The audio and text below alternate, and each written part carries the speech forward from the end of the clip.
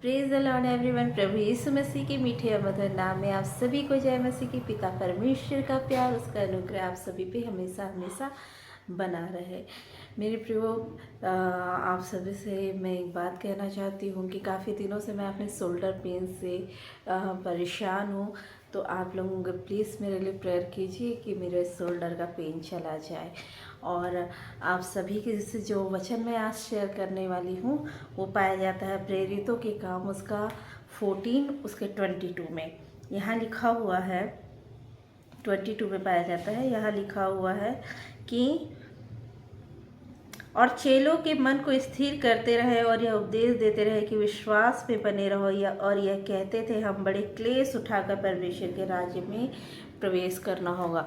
हमें परमेश्वर के राज्य में प्रवेश करने के लिए बहुत ज़्यादा क्लेश उठाना पड़ेगा, सताव सहना पड़ेगा, बहुत सारी सांसारिक विपत्ति का हमें सामना करना पड़ेगा। कई बार मेरे दिमाग में भी, मेरे दिल में ये सवाल आता था कि परमेश्वर पिता, ऐसे लोग हैं दुनिया में जो आपको नहीं मानते, आप पर विश्वास नहीं करते, परंतु उनकी लाइफ में कोई प्रॉब्लम नहीं है, वो उनके अच्छे बड़े घर हैं, उनके पास कार है, हर सुख सुविधाएं हैं उनके पास में, कोई प्रॉब्लम नहीं, अपनी लाइफ को स्मूथली चल रहे हैं। तो मेरे पास एक वचन आया कि जो चीज़ हमें यहाँ नहीं मिला है, मैं आपको एक्सप्लेन करके वचन बता रही हूँ। जो चीज़ हमें यहाँ नहीं मिला है वो चीज़ हम उस राज्य में प्रवेश करेंगे तो हमें वो मिलेगा।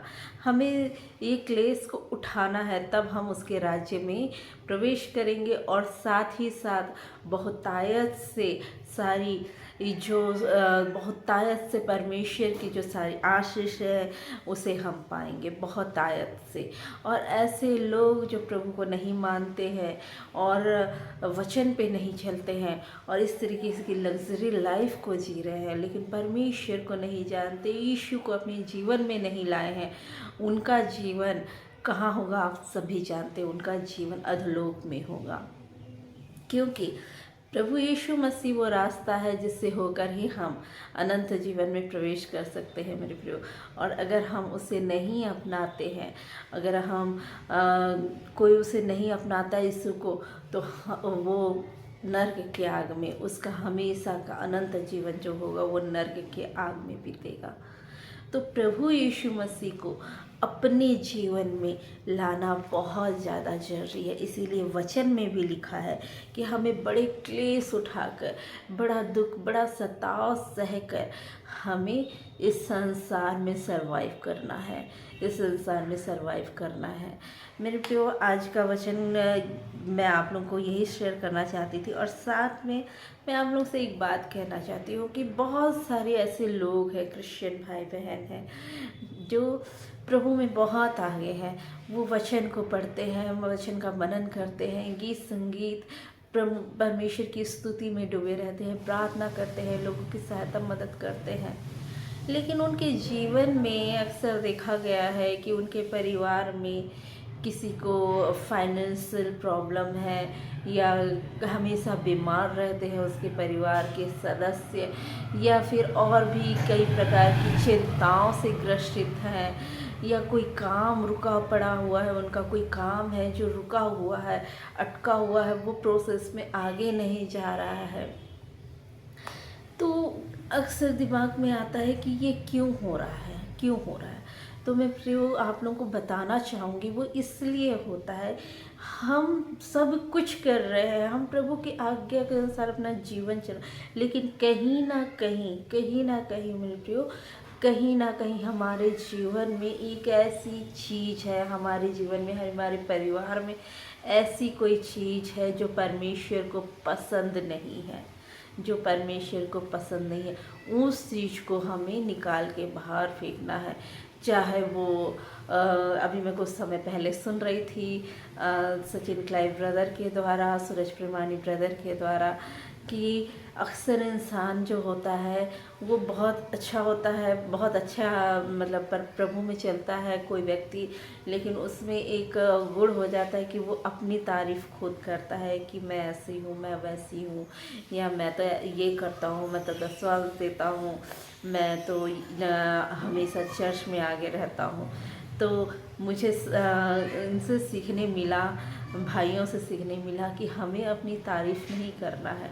खुद से बढ़ चढ़कर अपनी तारीफ़ हमेशा जो करते रहते हैं उससे हमें बचना है, वो हमें नहीं करना है। ये परमेश्वर को पसंद नहीं आता। परमेश्वर खुद आपको प्रेजेंट करेंगे, खुद आपको प्रेजेंट करेंगे दूसरों के सामने। दूसरे बोलेंगे आपके बारे में, लेकिन हमको खुद से होके नहीं बोलना है कि मैं ऐसी हूँ या मैं ऐसा हूँ। और कई बार ऐसा होता है कि हम मजाक मस्ती में ही दूसरों की बुराई कर देते हैं। हम तो मजाक कर रहे हैं करके दूसरों को कुछ ना कुछ बोल देते हैं। जो सामने आप तो बोल के चले जाते हैं, लेकिन सामने वाले को बहुत ज़्यादा हर्ट होता है। वो उसे अपने दिल में ले लेता है और उसके बाद उसकी प्रार्थना लाइफ, उसका आत्मिक जीवन उससे खेदित होता है, उससे वो रुकावट आती है उसके आत्मिक जीवन में। तो मेरे प्रियो, ऐसी कुछ ना कुछ आदत होती है। हम प्रभु में हैं, लेकिन हमारी कुछ ना कुछ ऐसी आदतें होती है जिससे हमारी लाइफ में इस तरीके की प्रॉब्लम ठहरी रहती है और हम समझ नहीं पाते। तो सबसे पहले हमें अपने जीवन को जांचना है, चाहे वो आप हो या मैं हूँ। हमें अपने जीवन को जांचना है कि हमारी लाइफ में ऐसी कोई सी बात तो नहीं है जिससे न सामने वाला हर्ट हो रहा है, जिस हमारी कोई ऐसी बात तो नहीं है जो हम बोल रहे हैं तो सामने वाले को दुख हो रहा है। तो हमको उन चीज़ों को निकाल के अपने जीवन से बाहर करना है मेरे प्रियो।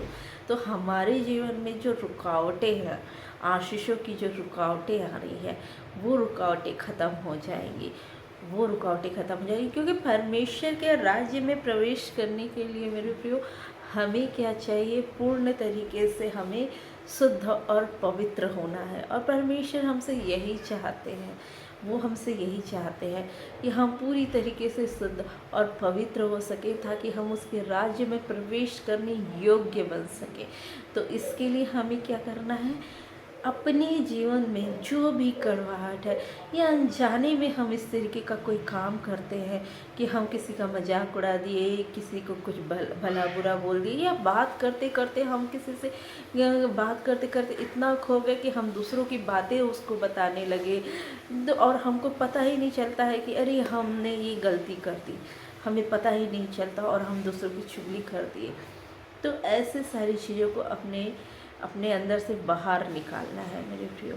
तो हमारे जीवन में बीमारी की,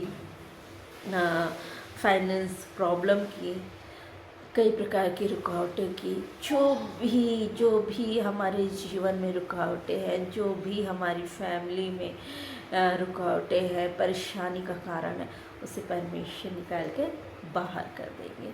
तो मेरे प्रियो, आज का वचन मैं आप लोगों को यही समझाना चाहती थी, सिखाना चाहती थी आप लोगों को। मैं उम्मीद रखती हूँ कि आप लोगों का वचन समझ में आया होगा। आप सभी से मेरा रिक्वेस्ट है कि वचन को सुनिए, बाइबल पढ़िए। परमेश्वर का दिन निकट है। प्रभु यीशु मसीह जल्द हमें बादलों पे लेने आने वाले हैं। हमें अपने आप को पवित्र करना है, शुद्ध करना है मेरे प्रियो, ताकि हम उसके राज्य में प्रवेश कर सकें।